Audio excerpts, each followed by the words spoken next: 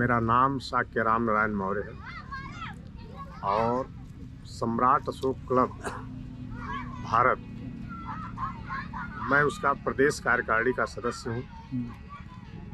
और सम्राट अशोक क्लब, जैसा कि सम्राट अशोक ने क्या योगदान दिया है, उन्हीं के उद्देश्यों को, उन्हीं के चीज़ों को चरितार्थ करने के लिए ही इस संगठन की नींव पड़ी। यूपी के संत कबीर नगर में, इस इलाके में जी, वर्तमान शिक्षा व्यवस्था को आप कैसे देखते हैं? शिक्षा व्यवस्था के ही संदर्भ में, जैसा कि आज का एक कार्यक्रम भी है, माता सावित्रीबाई फुले जयंती का जो कार्यक्रम आयोजित किया गया, इसमें वास्तव में जो महिला जगत, माता सावित्रीबाई फुले ने महिलाओं के अंदर जो है शिक्षा की जागरूकता पैदा करने के लिए सबसे पहला प्रयास किया। और महिला जगत की सबसे प्रथम शिक्षिका और प्रथम प्रधानाध्यापक भी हमारे भारत देश की रही। और उन्होंने जो प्रयास किया, उस प्रयास के तहत आज तमाम जो हमारे भारत देश में महिलाएं हैं, जैसा कि आता है, पढ़ने को मिलता है कि हमारे देश की जो प्रथम महिला प्रधानमंत्री इंदिरा गांधी जी ने जब पहले प्रधानमंत्री वो बनी थी, उन्होंने अपने स्टेटमेंट में कहा था कि आज ये शायद माता सावित्रीबाई फुले की देन है, जिनकी वजह से मैं आज इस भारत देश की प्रधानमंत्री बनने का मुझे गौरव हासिल हुआ। वर्तमान समय में चैलेंजेस क्या है? जब आप ग्राउंड पे जाते हैं, जी, महिलाओं की शिक्षा की स्थिति सुधर क्यों नहीं रही है? क्या खामियां हैं? जी, एक संगठन के तौर पर, एक संघर्षशील व्यक्ति के तौर पर आप क्या नोट करते हैं? आज की जो शिक्षा व्यवस्था है और जो सामाजिक व्यवस्था है महिलाओं के उत्थान के प्रति, जो हमारे अंदर एक जागरूकता का अभाव है, जो हमारे दिलो दिमाग में छाया हुआ है कि महिलाएं नहीं बल्कि लड़के ही या बेटे ही इस हमारे परिवार का, हमारे देश का, हमारे समाज का कायाकल्प कर सकते हैं। जो इस प्रकार की दुर्भावना जो पुरुष वर्ग में बना हुआ है, इस दुर्भावना के चलते जो आज महिलाओं में शिक्षा का स्थिति है वो ज़्यादा गिरा हुआ है। महिलाओं को लोग आज भी नहीं पढ़ाना चाहते हैं भारत में, और इसलिए नहीं देखे महिलाओं में शिक्षा का जो स्तर है बहुत निम्न कोटि का। जो हमें लगता है भारत देश एक जातियों का देश है, गरीब लोगों का एक देश है और कर्मकांड पाखंडियों का एक देश है। शिक्षा जो प्रश्न करती है, जो शिक्षित हो जाता है, वो मेंटली तर्क करना शुरू कर देता है, और तर्क भारत में मना किया गया है। तर्क करना भारत में मना ही है। जो तर्क करेगा वो जैसे धर्म के रूप में, धर्म आज भारत देश में केवल हिंदू रहा करते थे, लेकिन भारत देश में आर्यों का आक्रमण होता है, मुगल आते हैं, इस्लाम आता है, ईसाई आते हैं और सब मार मार के राज करते हैं। धर्म एक बहुत बड़ा एजेंडा है भारत देश की गरीबी का और शिक्षा का। केरला में ईसाईकरण हो गया, लगभग मेरा ख्याल है 50% ईसाईकरण हो गया। वहाँ शिक्षा 99%, और वहाँ के नर्सेज और डॉक्टर और टीचर पूरे विश्व में फैले हुए। सऊदी कंट्री में जा के देखिए, यहीं के नर्सेज हैं, यहीं के डॉक्टर हैं, केरला के। आप उत्तरी भारत में देखेंगे जितने इंग्लिश मीडियम विद्यालय हैं, विशेषकर ईसाइयों के या प्राइवेट सेक्टर में जिसके भी हैं, उसमें मैक्सिमम जो टीचर आ रहे हैं वो दक्षिण भारत केरला से आ रहे हैं। ये मैं नहीं बोल रहा, इसका सर्वे आप भी कर सकते हैं। और इस तरह का भाव अगर हमारे अंदर आ जाए कि वास्तव में बेटे नहीं बेटियां भी परिवार, समाज, देश में कुछ करने की क्षमता रखती हैं, जैसा कि आज तमाम उदाहरण भी हैं हमारे बीच में। अभी हमने माननीय इंदिरा गांधी जी का नाम लिया। इस तरह के बहुत सारे प्रमाण हैं जो हमारे सामने हैं, लेकिन फिर भी हम उनको नज़रअंदाज करते हैं।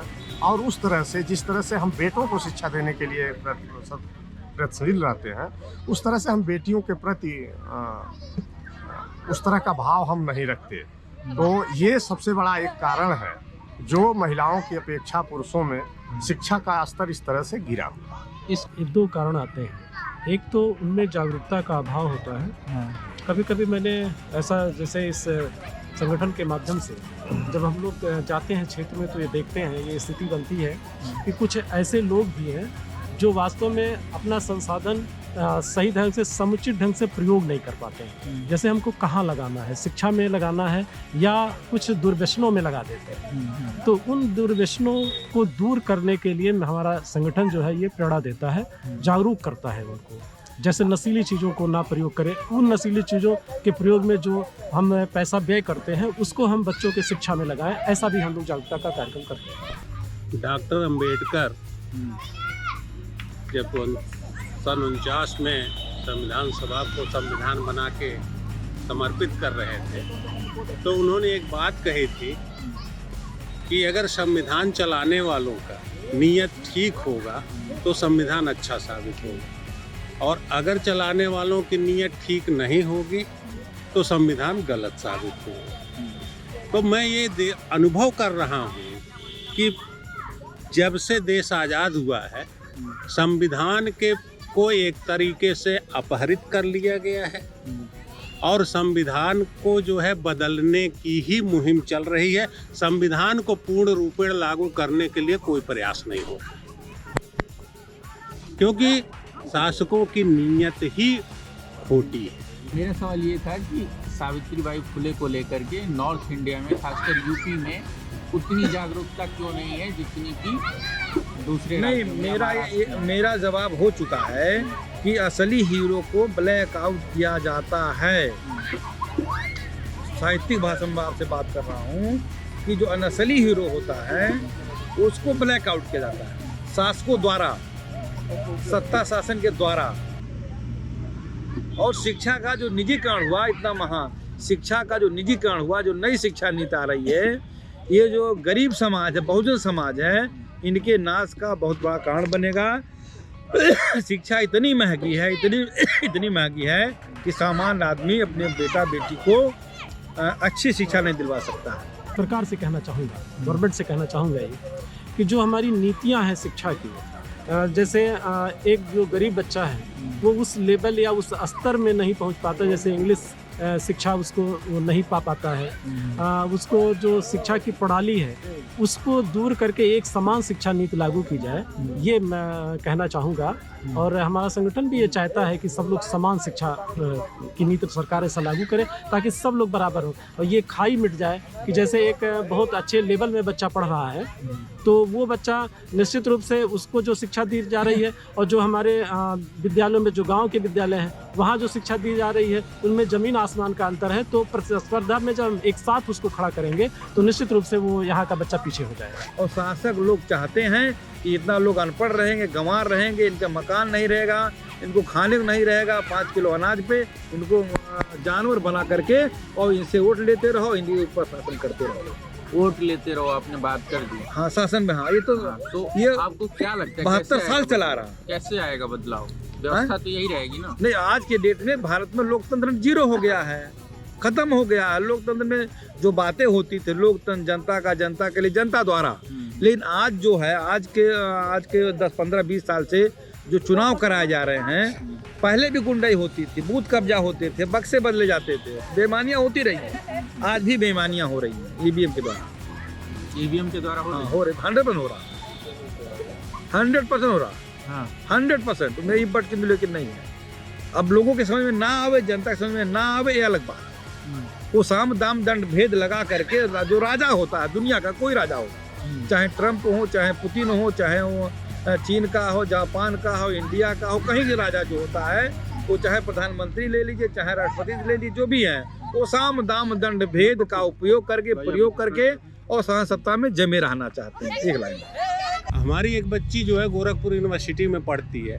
अब बीसी आए हैं, बीसी नए शिक्षा नीति का जो पहलू लागू करना चाहते हैं, वो कह रहे थे कि हमारे जो मतलब एचओडी हैं, एचओडी भी कहते हैं कि हमारे समझ में नहीं आ रहा। वो कहते हैं, बीसी कहते हैं कि हम केवल समझ रहे हैं, बाकी लोग नहीं समझ रहे हैं। तो काफी समय से अनशन भी चल रहा है इसके लिए। ये हालत है भैया, सारे संघीय यूनिवर्सिटी के चांसलर बना दिए गए, क्या कहिएगा। मैं तो राजनीतिक सवाल नहीं करना चाह रहा था, लेकिन आप लोगों ने काफी बोला, धन्यवाद आप लोगों का।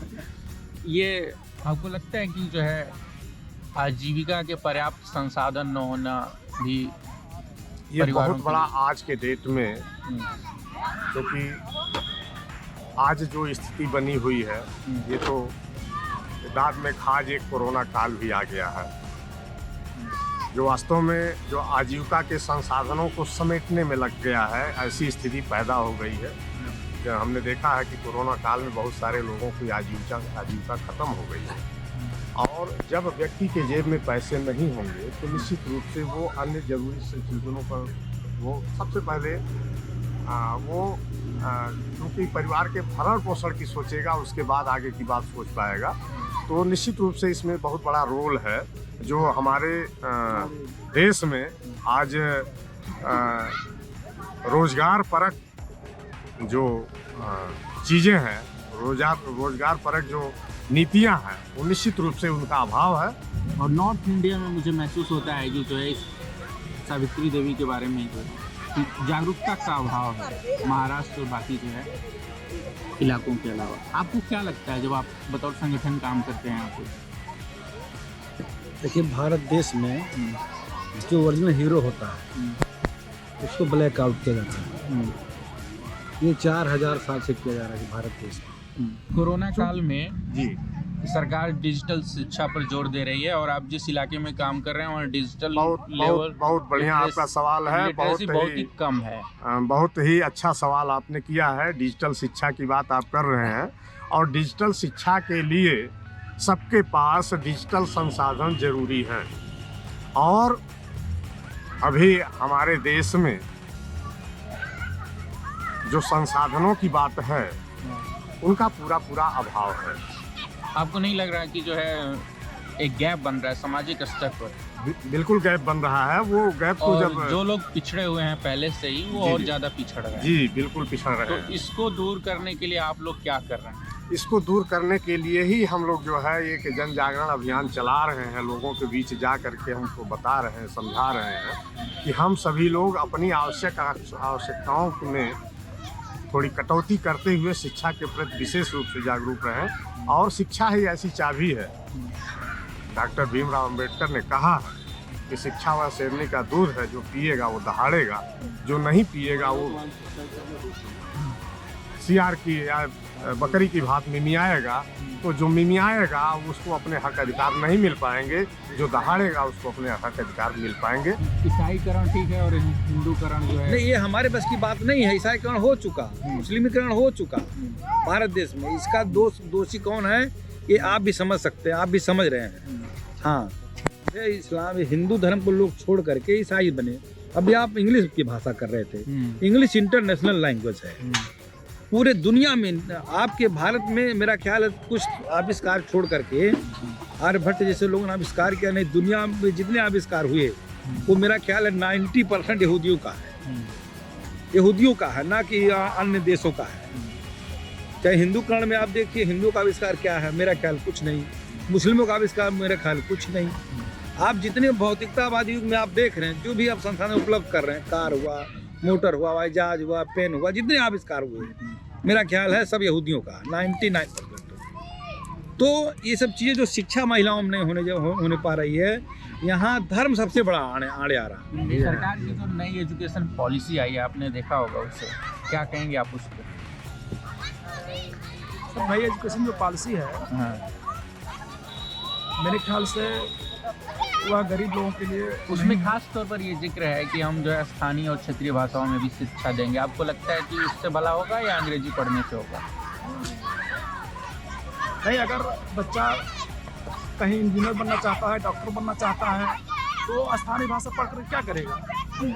जब तक वो अंग्रेजी नहीं जानेगा, सारी किताबें चाहे वो डॉक्टरी लाइन की हो, चाहे इंजीनियरिंग लाइन की हो, सारी किताबें इंग्लिश में मिलती हैं। तो ऐसे में हम स्थानीय भाषा पढ़ा करके वो तो क्षेत्रीय ज्ञान होगा, कोई अच्छा डॉक्टर नहीं बन पाएगा, कोई अच्छा एक नागरिक नहीं बन पाएगा। तो ऐसे में हम ये नहीं कर सकते कि केवल स्थानीय भाषा पढ़ा करके हम किसी बच्चे को एक अच्छा एक नागरिक बना सकेंगे। इस नाते कि जब तक अंग्रेजी नहीं आएगा, हमारे देश में तमाम प्रदेशों में तमाम भाषाएं बोली जाती हैं। इंग्लिश एक ऐसी भाषा है जहाँ पे हर जगह के लोग जानते हैं। ऐसी स्थिति में अगर हम क्षेत्रीय भाषा को ही लेकर चलेंगे तो कहीं दूसरे जगह जाने पे लोगों को परेशानी होगी। आप बताइए, वन नेशन वन इलेक्शन की बात तो गवर्नमेंट कर रही है, क्या वन नेशन वन एजुकेशन की बात नहीं करना चाहिए? एक फील्ड में जो है आप गधे तैयार कर रहे हो, एक फील्ड में आप घोड़े तैयार कर रहे हो, और जब कंपटीशन होगा नौकरी में हम आप जाएंगे तो कहा जाएगा कि एक साथ दौड़ो। तो रिजल्ट तो पहले पता लग गया भैया कि घोड़ा आगे जाएगा। तो शिक्षा के जो ये वर्गीकरण कर रखे हैं ना, दून स्कूल से लेके और जो है आपके प्राइमरी लेवल तक, ये शिक्षा नहीं दी जा रही। केवल एक कि हाँ, आप ये ना कहो कि आपको शिक्षा का मौका नहीं मिल रहा।